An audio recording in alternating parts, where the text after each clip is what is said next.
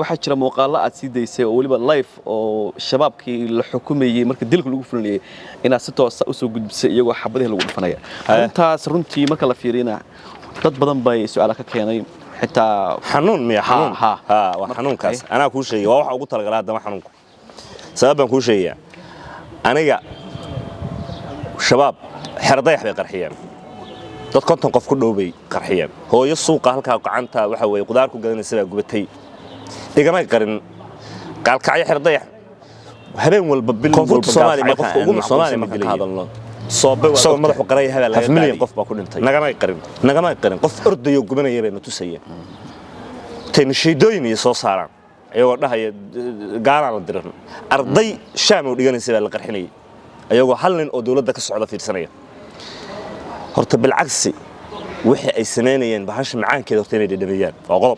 qodobka labaad anu target baan lahaayay fishin runta ku sheegaya muuqaalka arkaysay wallahi billahi tallahi baan bay ku sheegeen ba dawladda iyo saraakiishii amniga aan shaqada ka wada haynay been saraal ka ahayn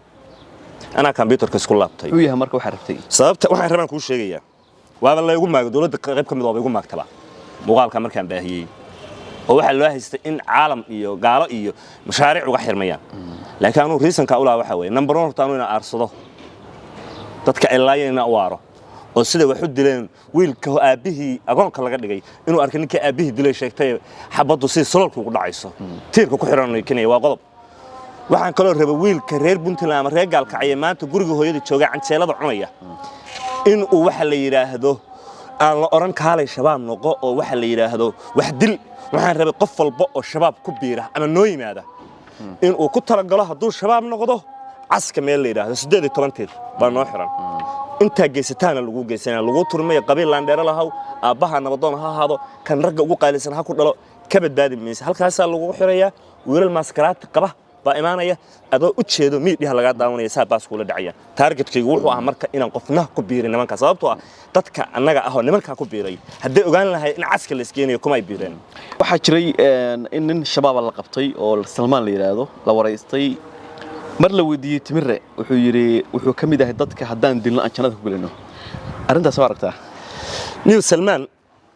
kiiskii timkii Allahu naxariistee ninkii cilmi cali guuleed iyo dilkoodii qayb ka ahaa bay ku jireen waa kuwa u dambeeyay haddaan tooganaynay bay ahaayeen galmudug baa horta kiiskaasi ka soo bilowday qayb ka mid ah nimanka Salmaan ku jiro dhinaca galmudug baa lagu qabtay kadib federaalka qaatay I think inay niisa tahay inay qaateen waan daawada muuqaalku leeyahay haddaan Timire helayaan dhigiisa Ilaahay ugu dhawaan lahayn te walaalle nin aad dagaalsan tihiin oo isha hadda isaadaan labadeena kii gacan fudud oo gacantiisu fadhido waa kala calaf qaadayna ay dhaxayso wax kale idin dhaxaya jirin hanjabaadiisu waxa ku soo kordhimayso marka iska war malagi galay baan wax cunfiya sababtoo 100 jeer baan soo wacay 10 jeer bay iyo hanjabeen waxaas ani motivation iyo gelin badan demayad waxba ku yeeli karo qofkan miskiinka qaanjeerta leh qofka hadda arkaysa ani muxuu yeeli karaa ما بأمسه كاسو ku dilka hadda hadii bastoolada shaysi loo dhiibo ma sheegin de anoo xaq rabbi leega suuxiyay oo sii jeeda laakiin aniga isagoo indhaha isku hayna nasabada bacadku meel kaasoo kala dilo karo namarina gumeed u dhimee waa ka bax